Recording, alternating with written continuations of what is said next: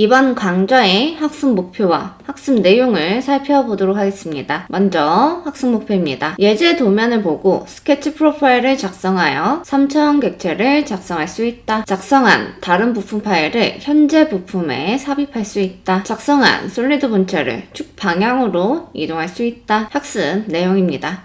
첫 번째, 의자 모델링. 두 번째, 파생. 세 번째, 본체 이동이며 다음 순으로 진행됩니다.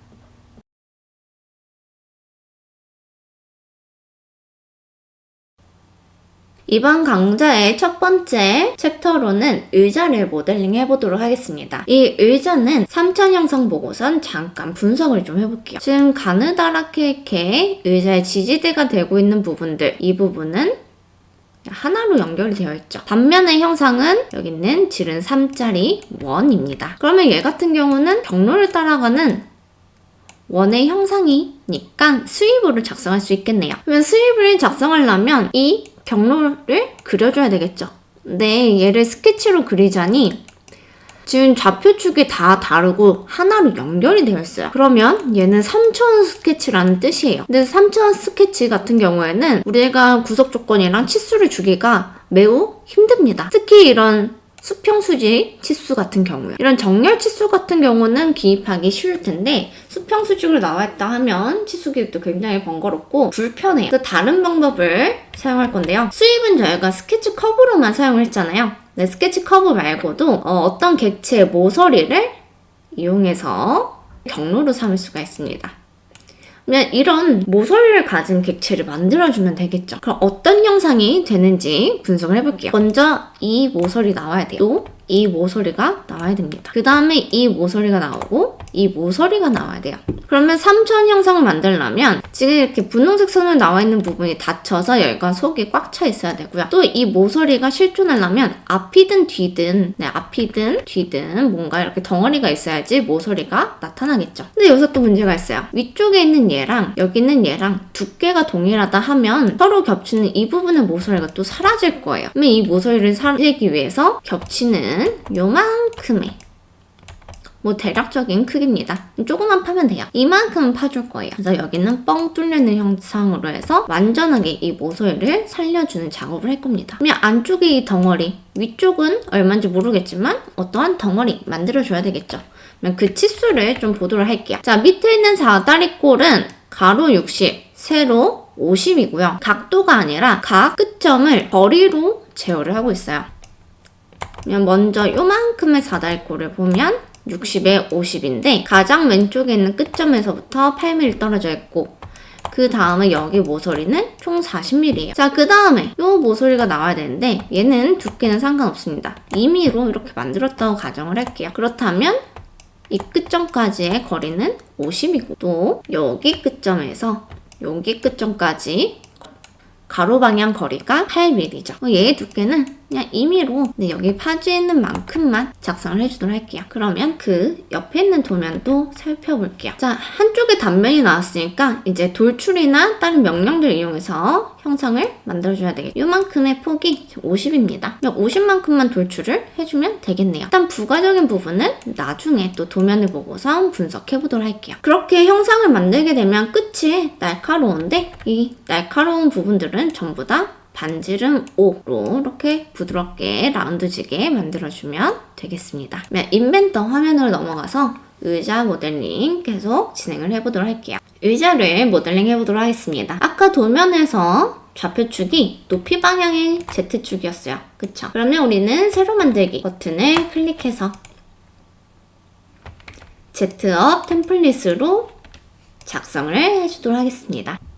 그러면 평면도가 XY 평면인 상태로 만들어질 거예요. 이 상태에서 스케치 시작을 누르도록 하겠습니다. 그러면 평면도가 또 앞쪽으로 오게 되는데 홈 버튼 한 번만 더 클릭을 해줄게요. 스케치는 옆면에 있는 사다리꼴을 그려서 돌출을 해도 되는데 저는 로프트를 한번 사용을 해보도록 하겠습니다. 그래서 밑에 있는 XY 평면을 지정을 해줄 거고요. 헷갈리지 않게 뷰의 방향을 살짝 돌려줄게요. 그런 다음에 직사각형 하나를 그려주도록 하겠습니다. 2mm 크기로 그려줄 거고요. 위쪽에 있는 일치 구속 조건 이용해서 여기 가정 우측에 있는 선의 중간점 녹색 점 보이시죠? 중간점을 원점에 일치시키도록 할게요. 그런 다음에 치수를 적용하도록 하겠습니다. 먼저 원점에서 왼쪽 방향 이 거리는 60이었고요.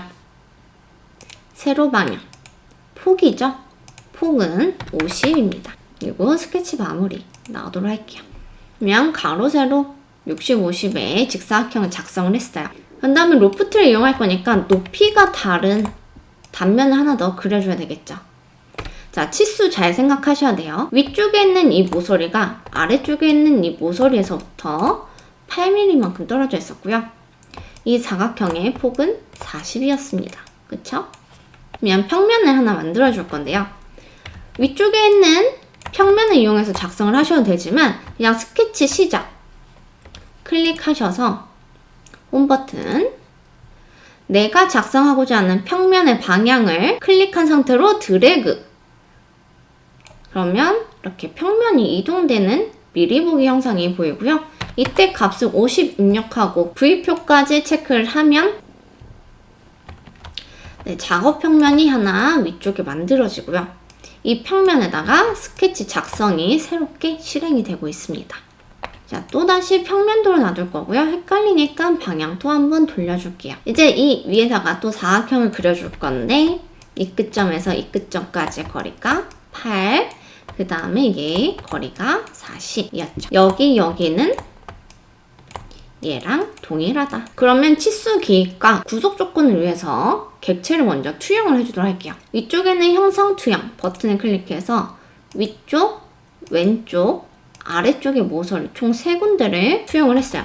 원점에 있는 데랑 반대쪽에 있는 모서리를 투영을 하셔야 돼요. 그리고 이 스케치는 드래그해서 위쪽에 있는 구성 버튼을 클릭해 참조선으로 만들어 주겠습니다. 그리고 직사각형 이용해서 이 선상에서 한 점, 아래쪽에 있는 선상에서 2점 클릭해 줄게요. 그러면 동일 선상이라는 구속 조건이 없어도 이 선상 위에 있기 때문에 이 부분은 지금 구속이 되고 있죠. 나머지 부분은 치수를 주도록 하겠습니다. 수직선상의 거리가 8, 그리고 여기는 40. 그리고 스케치 마무리 나오면 이렇게 작성이 되겠죠. 위쪽에 있는 작업 평면은 이제 필요 없으니까 잠깐 가시성을 숨겨주도록 할게요. 만약 로프트가 아니라 돌출로 작성하고자 한다면 평면이 아니라 우측면을 이용해서 옆쪽에 이렇게 사다리꼴을 만드신 다음에 돌출해 주시면 되겠죠. 자, 로프트 실행을 해보도록 할게요. 로프트 단면은 아래쪽에 있는 단면과 위쪽에 있는 단면 총 2가지 선택을 해줄 거고요. 구성선인 경우에는 안쪽에 실선 부분만 이렇게 선택이 되는데 만약 구성선은 바꾸지 않았다 하면 스케치 선택 후에 해당하는 영역을 한 번 더 클릭을 해주셔야 됩니다. 그리고 확인 버튼 클릭을 할게요. 그러면 이런 사다리꼴 덩어리가 하나 만들어지죠. 자, 그 다음에 위쪽에도 똑같이 단면 그려서 로프트로 연결해 보도록 할게요. 2D 스케치 시작 누른 다음에 이 사다리꼴의 윗면에서부터 클릭 후 드래그 이 위치도 50만큼 떨어져 있다고 V표 또 방향 헷갈리니까 돌려줄게요. 사다리꼴 보면 아시겠지만 아래쪽에 폭이 넓은 부분이 있고 폭이 좁은 부분이 두 군데가 있어요. 여기 폭이 좁은 데서부터 우측으로 8만큼 떨어져 있고요. 그렇게 그려보도록 할게요. 자, 마찬가지로 형상 투영 이용해서 이 모서리 또 위, 아래 모서리 투영을 해주도록 할게요. 그리고 선을 이용해서 이 사이에 하나 그려주도록 하겠습니다. 자르기 이용해서 불필요하게 삐져나온 부분 정리해 줄 거고요. 치수를 이용해서 위쪽에 있는 이 모서리와 떨어진 거리가 8이다 하고 입력을 해줄게요. 우 스케치 마무리해서 나오면 여기 내부에 이렇게 만들어지겠죠. 우리는 그러면 이 부분이 필요한 거죠. 근데 얘도 로프트로 만들기 위해서는 이렇게 하나 더 프로파일이 필요해요. 그러면 이 위에다가도 프로파일 하나 작성을 해주도록 하겠습니다. 스케치 시작, 사다리꼴의 윗면 형상 투영 이용해서 모서리랑 여기 있는 모서리 총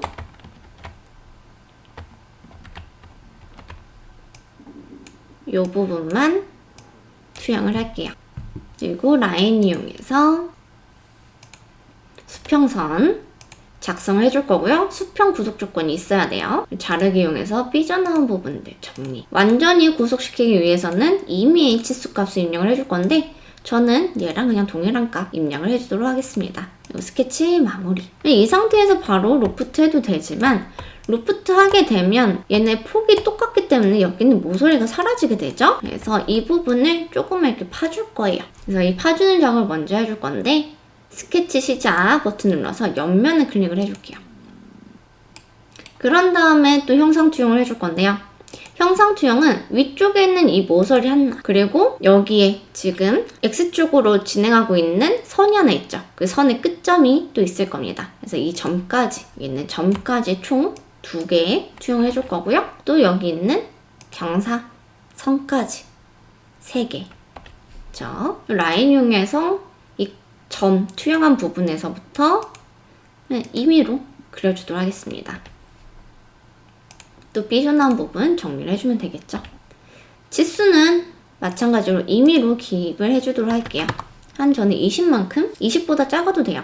여기가 모서리가 살아나기만 하면 되기 때문에 스케치 마무리 해주도록 할게요. 그 다음에 돌출, 이 안쪽에 조그만 부분, 얘네들을 먼저 잘라내기로 바꾸고 전체 관통을 통해서 끝까지 잘라내기 해주도록 하겠습니다. 그러면 이만큼이 파여서 사라지죠. 그리고 로프트 이용해서 그 앞에서 작성했던 2개의 프로파일 순서대로 선택 후에 확인 버튼 누르면 이렇게 만들어질 거예요. 즉 이 부분 파는 이유가 이 모서리를 살리기 위해서입니다. 안 그러면 얘네들이 합쳐져서 모서리가 안 생기겠죠. 그리고 이 작업 평면도 가시성을 숨겨줄게요. 그 다음에 이제 필렛을 적용을 해줘야 되는데요. 필렛은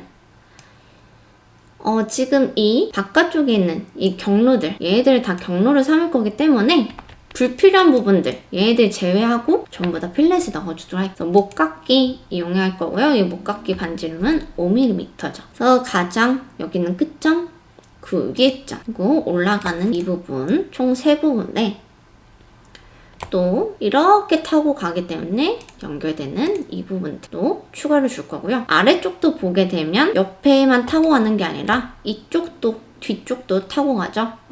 그래서 이 부분도 필렛을 적용시켜 줄게요. 그리고 오케이. 자, 그 다음 이제 프로파일을 작성을 해줄 건데요. 평면은 어디에 지정해도 상관은 없긴 합니다. 하지만 저는 그냥 임의의 모서리에서 끝점에다 평면 하나 만들 거고요. 위쪽에 있는 평면, 모서리 클릭, 끝점 클릭. 그러면 이 모서리에 수직한 평면이 하나 만들어지죠.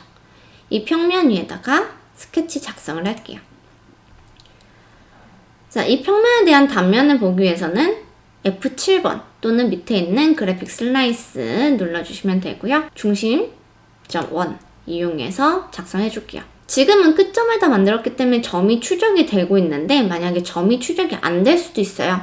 그때는 그냥 허공에다가 지름 3의 원을 그린 다음 끝점에 대해서 형상을 투영하고 일치 구속 조건을 이용해서 이동하시면 완전히 잘 구속을 할 수가 있습니다. 다 작성이 되었다면 스케치 마무리, 홈 버튼 한번 눌러주고 이 평면은 가시성을 꺼주도록 하겠습니다. 자, 그러면 이제 프로파일랑 경로는 완성이 되었는데요. 여기서 문제가 하나 있습니다. 바로 수입해서 이 모서리를 선택을 해줘도 돼요. 근데 간혹 가다가 이 모서리가 경로로서 역할을 할 수가 있긴 한데 프로그램이 다운되는 경우가 있어요. 그래서 추가로 저는 위쪽에 있는 스케치 시작을 확장해 보면 3D 스케치 시작이 있거든요. 얘를 이용해서 모서리를 형상 투영을 한번 해줄게요. 자, 위쪽에 있는 형상 포함 클릭해서 우리가 경로를 사용하고자 하는 모서리들을 이렇게 일일이 클릭해서 만들어 주도록 하겠습니다. 화면 돌려서 경로에 해당하는 모서리를 모두 선택해 줄게요.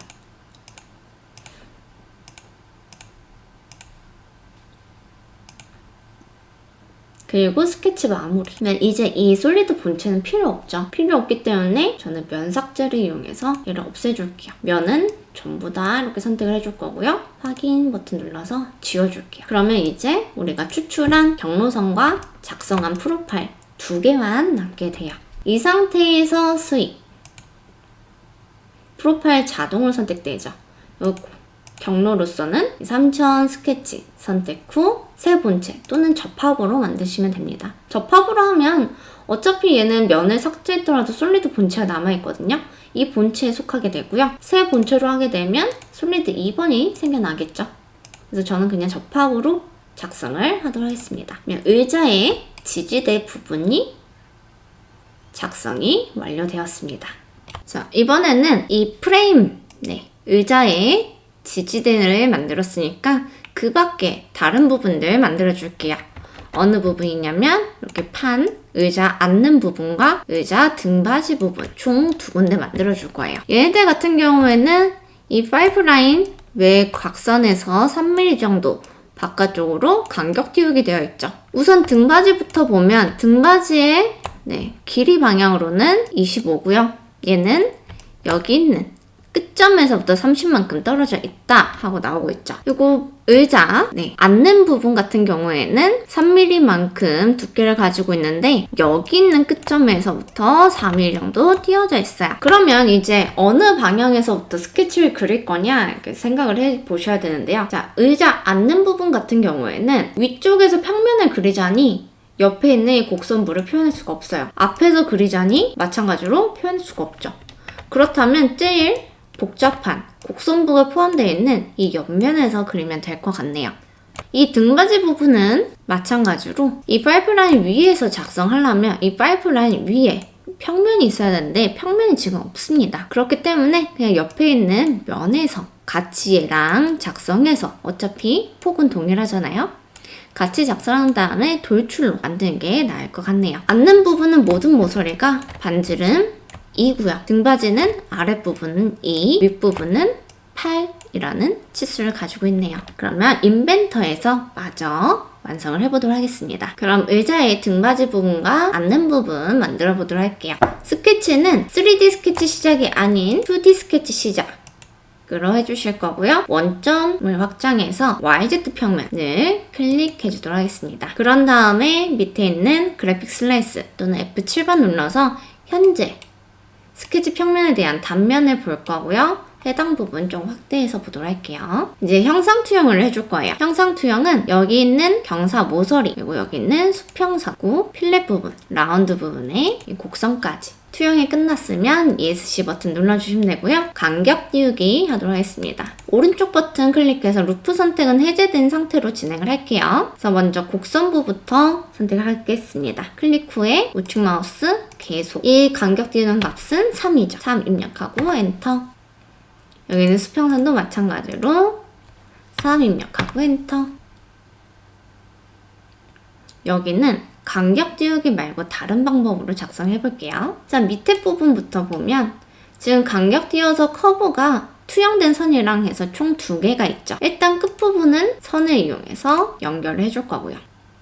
또 임의 위치에다가 수직선 하나 그려줄게요. 불필요한 부분은 자르기. 이 수직선은 여기 있는 끝점에서부터 4mm 떨어져 있었죠. 치수 기입으로 이 선과 이 점의 위치가 4다 하고 입력을 해줄게요. 그러면 이 부분의 프로파일은 작성이 끝났습니다. 이제 등받이 부분 프로파일을 작성을 해볼 건데요. 간격 띄우기 말고 직사각형 확장해 보면 여기 3점 직사각형이 있습니다. 경사진 직사각형 만들 수가 있는 거죠.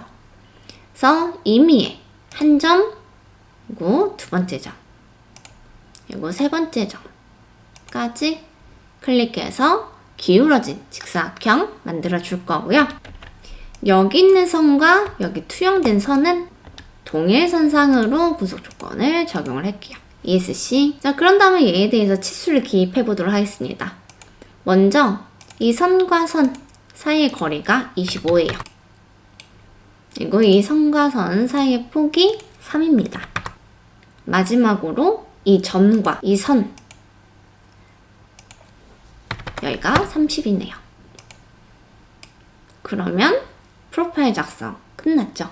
여기서는 점보다는 선을 선택해줘야지 치수의 방향성이 정해져서 좋습니다. 점을 선택하게 되면 이 점과 점 사이의 거리값을 입력을 하게 되죠. 다 작성이 됐으면 스케치 마무리, 그리고 돌출. 프로파일이 2개니까 각각 원하는 부분 선택을 해줘야 되겠죠. 저는 이 안쪽 부분과 위쪽에 있는 이 사각형 안쪽 부분. 중간에서부터 시작하니까 방향은 대칭으로 할 거고요. 얘네 거리는 52였죠. 52 입력하고 부울은 접합. 이거 확인. 그러면 이렇게 만들어지는데요.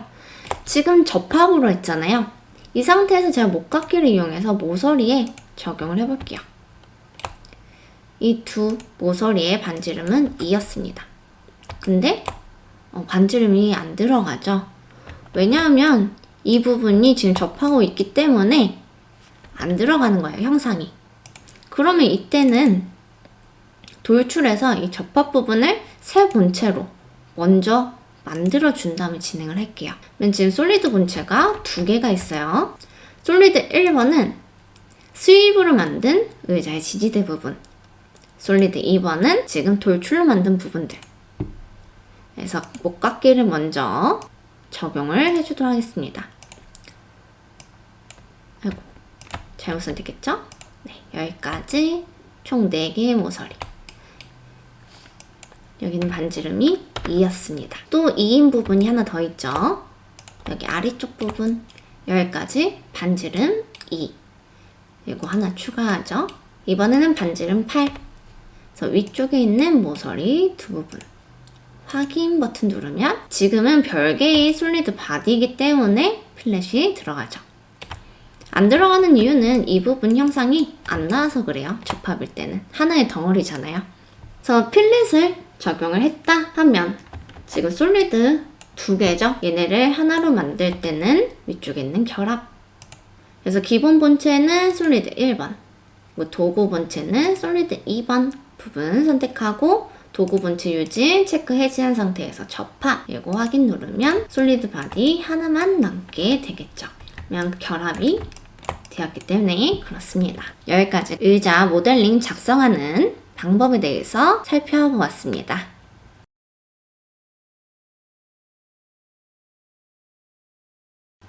자, 의자를 작성했으니까 이 안에 다른 IPT 파일을 가져와서 배치를 한번 해보도록 하겠습니다. 위쪽에 보면 관리 부분이 있어요. 관리로 가게 되면 삽입 패널에 파생이라고 있습니다. 얘를 이용해서 사용하셔도 되고요. 또는 다시 3D 모형으로 돌아오시면 옆쪽에 이 패널 메뉴를 관리하는 부분이 있습니다. 얘를 확장해 보면 삽입이 있죠. 얘를 체크하게 되면 여기 삽입에 대한 패널이 들어오게 되고 여기도 마찬가지로 파생이 있습니다. 파생은 기존에 작성한 부품 또는 조립품을 참조하는 기능입니다. 참조를 할 수 있는 항목은 본체가 있을 수도 있고요. 스케치 또는 작업 피처 또는 매개 변수까지 가져올 수가 있습니다. 그러면 위쪽에 있는 파생 버튼 한번 실행시켜 보도록 할게요. 쭉 내려서 테이블을 10개로 가져오겠습니다. 가져오게 되면 파생 부품과 우선 창이 하나 열릴 거고요. 파생 스타일이 있죠. 첫 번째는 현재 작업되어 있는 솔리드 본체랑 결합된 상태로, 접합된 상태로 가져오는 스타일이고요. 두 번째는 두 면이 평행한 면이 있어요. 보통 접합으로 가져오면 그 평행한 면은 붙으니까 모서리가 안 남게 되겠죠.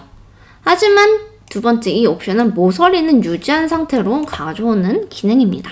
마지막 세 번째는 별도의 솔리드 본체를 추가하여 가져오는 방법이고요. 아마 이 명령을 가장 많이 사용하실 겁니다. 네 번째는 이 파생 부품을 작업 피처로서 가져옵니다. 그래서 모델링 할 때 사용할 수 있는 프로펠러 역할이 아니라요. 분할을 한다던가 하는 이런 작업 피처. 얘네와 같은 역할을 한다고 보면 되겠습니다. 그리고 상태인데요. 플러스 버튼이 되어 있는 거는 가져오는 부분이고 이렇게 회색으로 슬래시 되어 있는 부분은 가져오지 않는 부분이에요. 가져오고자 하는 부분에 앞쪽에 클릭하면 해제가 되고 가져오기 포함이 되죠.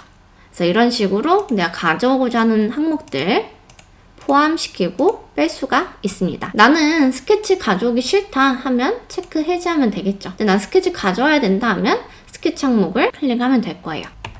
그리고 여기에 원본 구성 요소의 색상 재지정 사용이라고 되어 있는데요. 원본에 적용되어 있는 이 색상 얘를 그대로 사용한다라는 뜻이고 체크 해제하면 색상은 들어오지 않겠죠. 전체 객체 표시하면 얘를 작성할 때 사용한 객체를 표시하는 건데 지금 얘는 객체가 굉장히 적어서 표시가 되고 있지 않네요. 모양 상태는 마스터. 설계 뷰도 정할 수가 있는데 그냥 마스터로 가져오도록 하겠습니다. 축척 개수는 얘의 비율적인 부분이에요. 0.5를 입력하면 원본 크기에서 절반으로 줄어든 값이고요. 1은 원본 크기 그대로, 2는 2배 크게 갖고 오게 되겠죠. 미러 부품이라고 하면 얘가 어떤 평면을 기준으로 대칭된 형상으로 들어오게 됩니다. 그래서 평면, 방향 바꿔줄 수 있겠죠. 저는 해제하고 그대로 가져오도록 하겠습니다. 그럼 현재 부품 파일에 table.rpt 파일이 모형 검색기에 보면 구성 요소로서 들어오고 있죠. 여기까지가 파생에 대한 부분이었습니다.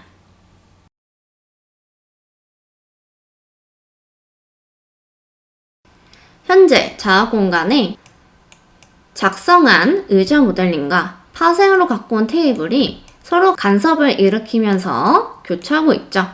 그렇기 때문에 둘 중 하나의 모델을 제가 이동시켜 주도록 하겠습니다. 이동하는 방법은 본체 이동을 사용할 건데요. 이 본체 이동을 사용할 때는 솔리드 본체 단위로 이동이 가능해요. 그래서 지금은 솔리드 1, 2 별개로 있기 때문에 둘 중에 하나만 이동이 가능합니다. 만약에 얘네가 접합된 상태라면 동시에 같이 움직이니까 사용할 수 없겠죠.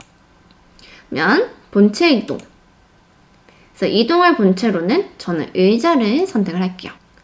자, X 간격 띄우기라고 되어 있는데 직접 값을 입력하셔도 되고 그냥 의자 위에 마우스를 올렸을 때 하이라이트가 된다면 드래그해서 이동시키면 자동으로 이동된 값이 들어옵니다. 나는 정확하게 입력하고 싶다 하면 X, Y, Z 방향 잘 보시고 값을 입력을 하시면 돼요. 저는 X 방향으로는 마이너스 30을 입력을 할 거예요. 마이너스 입력하면 이 X축이 향하는 방향의 반대 방향으로 가겠죠. Y 값은 100을 입력을 하겠습니다. 그러면 플러스 값으로 이동이 되겠죠. 그리고 Z축 값은 그대로 0을 입력을 할 거예요. 그리고 방향을 돌려서 한번 보도록 하겠습니다. 네. 방향을 돌렸을 때 서로 간섭되는 부분이 없다 하면 적용 버튼 눌러줄게요. 확인 버튼 누르면 명령이 아예 종료가 될 거고요. 적용 누르면 또 다른 솔리드 본체를 이동시킬 수 있겠죠. 그러면 의자가 괜찮게 이동이 됐다 하면 종료 버튼까지 눌러주도록 하겠습니다. 여기까지가 본체 이동이었는데요. 테이블 하나에 의자 하나 있으면 조금 아쉬우니까 미러를 이용해서 의자를 좀 더 만들어주도록 하겠습니다. 패턴에 있는 미러. 피처가 아니라 솔리드 미러로 해서 이 의자 전체를 대칭시켜 줄 거고요. 미러 평면으로는 YZ 평면 선택을 해줄게요. 그리고 확인. 그러면 의자가 옆에 하나 더 들어오게 되겠죠. 다시 한번 미러. 솔리드 미러. 의자 2개 선택을 해서 이번에는 XZ 평면. 확인 버튼 누르게 되면 의자 총 4개의 테이블 하나가 완성이 되겠죠. 제가 두 번째 미러가 왜 솔리드 본체에 한 번에 선택이 됐는지 다시 한번 설명드리면 접합이기 때문에 그래요. 세 번째로 하면 별도로 선택을 해줘야 됩니다. 그러면 솔리드 본체 1번은 의자 총 4개고요. 솔리드 3번은 파생된 부품. 이렇게 2개의 본체가 현재 작업 공간에 있는 것. 여기까지 본체 이동에 대해서 그리고 미러를 이용해서 의자를 배치해 봤습니다. 이것으로 13차식 강좌를 마치도록 하겠습니다.